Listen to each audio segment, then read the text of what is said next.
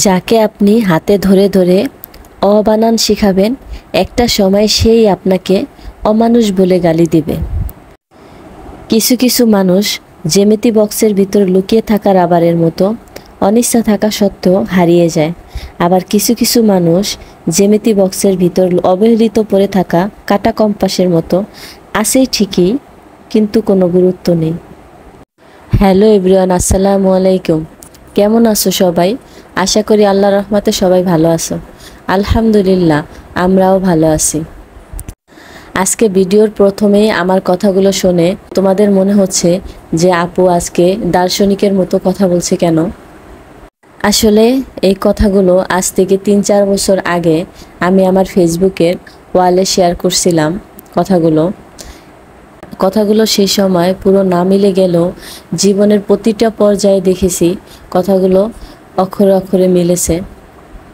প্রতিটা মেয়েকে জীবনের প্রতিটা ক্ষেত্রে লড়াই করে টিকে থাকতে হয়।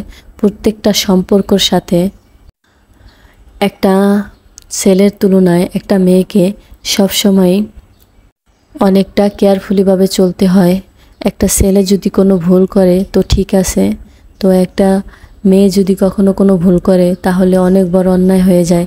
সেটা হোক ছেলের পরিবার, হোক বা মেয়ের পরিবার, বা হোক আত্মীয় স্বজন অ্যান্ড পাড়া প্রতিবেশী, সবাই একটা নজরেই দেখে ভুলটা আসলে একটা মেয়েরই হয়।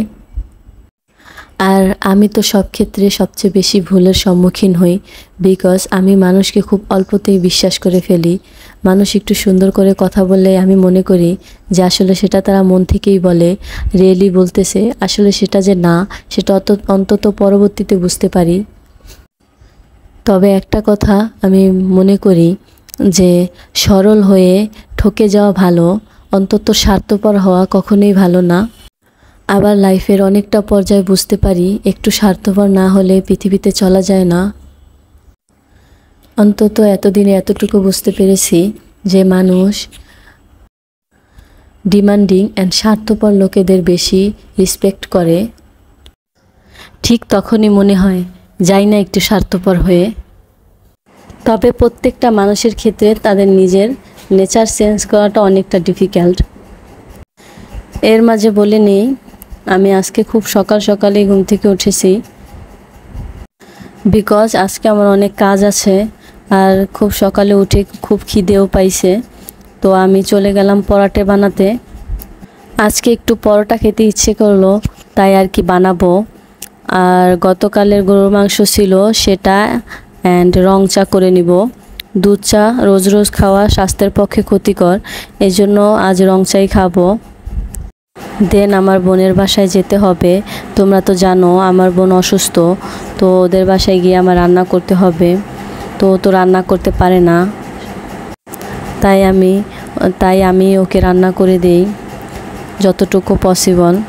তাই নাস্তা শেষ করে 4 তলায় যাব। আমাদের সাথে আগেই শেয়ার করছি আমি 6 তলায় থাকি, আমার ছোট বোন 4 তলায় থাকে, তো যেতে কষ্ট হয় না।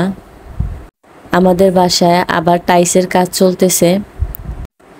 এই অ্যাপার্টমেন্ট যখন তৈরি করা হয়েছিল এত বছরে টাইলস লাগানো হয় নাই। ইদানিং তো টাইলসের কাজ চলতেছে, খুব জ্বালাতন করছে সারাদিন, বিকট আওয়াজ অ্যান্ড ধুলোবালি ময়লা, পুরো বাসা ধুলোতে ভরে গেছে, সিঁড়িতেও অনেক ধুলোবালি। আমার বোনের বাসায় গিয়ে কি রান্না করলাম সেটা তোমাদের সাথে শেয়ার করব। তো আমি আজকে রান্না করব ডাল অ্যান্ড রুই মাছ দিয়ে ফুলকপি, আলু অ্যান্ড টমেটো আর লাউ ভাজি। তো আমি এখন 4 তলায় চলে যাব। আজকে আমি তোমাদের সাথে আমার বোনের গ্যাসের অনেক প্রবলেম হয়, তো ভুনা খাওয়ার থেকে সবজি দিয়ে খেলে ওর জন্য সেটা উপকারী।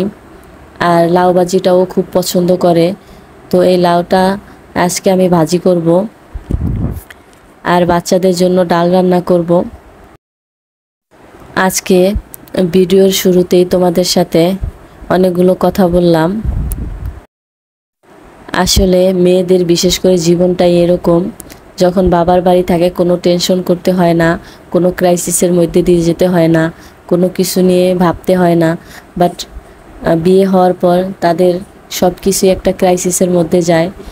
জীবনের প্রত্যেকটা পর্যায়ে একটা অ্যাম্বিশন থাকে, কম্পিটিশন থাকে। আর আমার লাইফে একটু জটিলতা বেশি, বিকজ আমি মানুষকে সবসময় যে উপকার করতে যাই সেটাই আমার কাছে আমার জীবনে সবসময় ভুল হয়ে দাঁড়ায়। আমি মানুষকে প্রয়োজনের চেয়ে বেশি হেল্প করার চেষ্টা করি, সেটাই আসলে ভুল করি। সেটা বুঝতে আমাকে অনেক সময় লাগে আসলে। আর এই জীবনে অনেকটা সময় এটা বুঝতে পারছি, বাট সেটা মনে রাখতে পারি না কেন জানি। কারণ আমি পরে বুঝতে পারি যে ওই যে বললাম না, ভিডিও শুরুতেই যে বললাম, যাকে আপনি শেখাবেন সে আপনাকে অমানুষ বলে গালি দিবে। ঠিক সেই রকমই যাকে আপনি যে হেল্প করতে যাবেন, যদি সব কিছু ভালো হয় তো ঠিক আছে, আপনি অনেক ভালো, আপনার মতো ভালো আর এই পৃথিবীতে নেই। জাস্ট যদি কোনো ভুল বা প্রবলেম, মানুষ মাত্র ভুল ত্রুটি হতেই পারে, যদি তা হয়ে যায় তাহলে আপনি পুরোই অক্ষম অ্যান্ড অপদার্থ। আর মানুষ না ঠিক এরকমই, আপনি তার জন্য কি করেছেন সেটা মানুষ মনে রাখে না, আর তার জন্য আপনি কি করেননি সেটাই মানুষ মনে রাখে। এটাই বাস্তবতা। হয়তোবা আমিও এমন, জানি না, তবে সবসময় চেষ্টা করি যে আমার দ্বারা কোনো মানুষের উপকার ছাড়া অন্য কিছু যেন না হয়, সবসময় চেষ্টা করি। বাট ওই যে বললাম, মানুষ মাত্র ভুল হবে, এটাই তো স্বাভাবিক, তাই না? তো আমি আমার বোনের বাসা থেকে রান্না বান্না করে চলে আসছি। তো সন্ধ্যাবেলা আমার বোনের শাশুড়ি আসছে গ্রাম থেকে, তো উনি 3-4 দিন থাকবে। তো ওনাকে নিয়ে বললাম 6 তলায় আসতে আমাদের বাসায় আর কি। তো আমি তাদের জন্য স্যুপ নুডলস রান্না করব। সবাই এটা খুব পছন্দ করবে আশা করি। তো সবজি দিয়ে রান্না করব, সবজিটাই হেলদি, বিকজ আমার বোন যেহেতু অসুস্থ, সব কিছু খেতে পারে না। তো আমি ভাবলাম সবজিটা দিয়ে রান্না করলে বেস্ট হবে। তোমাদের সাথে শেয়ার করছিলাম যে ভেজিটেবল স্যুপ নুডলস কীভাবে রান্না করে, তো আমি সেইভাবে রান্না করে নিব। তো আজকে আমার ছোট বোনকেও আমি আসতে বলেছি। ও খুব কষ্ট করে 6 তলায় উঠছে, ও আসতে চাচ্ছিল না। আমি বললাম যে 2টা সিঁড়ি একটু কষ্ট করে উঠে আসো। তো ও অনেক কষ্ট করে আসছে, ভালো লাগবে। আর সারাদিন ঘরে বসে থেকে তো একদমই ভালো লাগে না, একটু হাঁটাহাঁটি করলে ভালো লাগবে, এই জন্য আর কি আমার বলা। এই তো আমার সুপি নুডলসটা রান্না কমপ্লিট হয়ে গেছে, সবাই টেবিলে বসে গেছে। এখন আমি বাটিতে বেড়ে সবাইকে দিয়ে দেব। আমাদের বাচ্চা পাটি খুব বেশি, গরম গরম খেতে পারবে না, ঠান্ডা করে দিতে হবে। আমি আমার লাইফে আত্মীয় স্বজন, বন্ধুবান্ধব, পাড়া প্রতিবেশী, ফ্রেন্ড সার্কেল যাদেরই বলো, তাদেরকে নিঃস্বার্থভাবে হেল্প করেছি, বাট ফিডব্যাক আমি কিছুই পাইনি। দেন আবার আমি সবসময় দেখছি আড়ালে আমার বদনাম অ্যান্ড আমার সমালোচনা নিয়ে তারা বসে আছে। এটা আমি অবশ্যই বলবো, কারো উপকার করলে ফিডব্যাক আশা করা উচিত না, বাট আমি অন্তত কারো অপমানও তো ডিজার্ভ করি না, তাই না?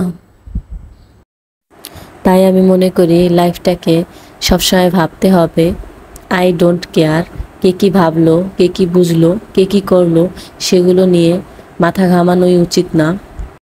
মানুষ আড়ালে তার বদনাম করবে, এটাই তো স্বাভাবিক। কিছু কিছু মানুষের নেচারই তো এটা।